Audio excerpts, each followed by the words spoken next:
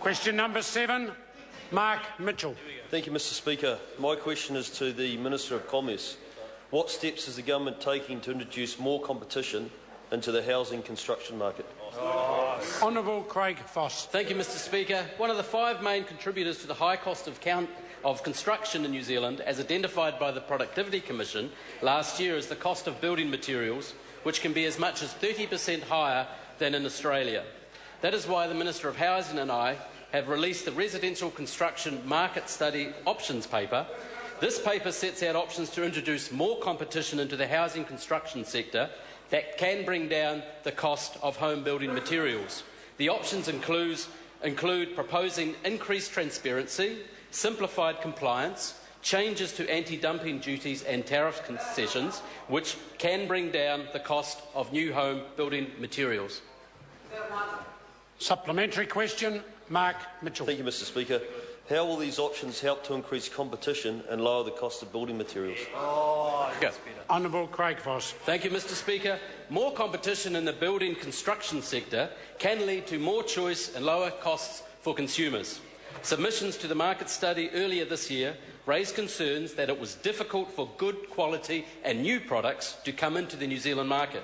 The paper outlines options that could be made with changes to the regulatory framework and to promote competition that makes it easier for these quality products to come to the New Zealand market.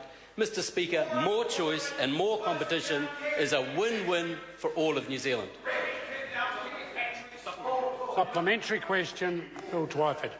After all the tough talk from the Minister scapegoating local councils for his failed housing policy, will the government now be brave enough to tackle the vested interests holding back competition in the building supplies market? Speaker.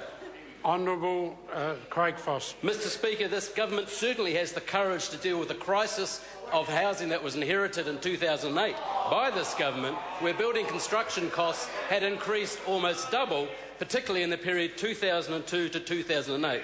Mr Speaker, the suite of measures we're undertaking, freeing up land supply, RMA reform, reining in council contribution rates, halving interest rates for New Zealanders, investing in skills and productivity, Mr Speaker, that is courage or conviction to help New Zealand families address their building construction costs. Point of order, Phil Twyford. Mr Speaker, I asked the Minister whether he would tackle the vested interests in the building supplies market. He didn't address that question. The member wants to go back and look at his question. It's certainly been adequately addressed. Question number 8, Jan Logie. Thank you, Mr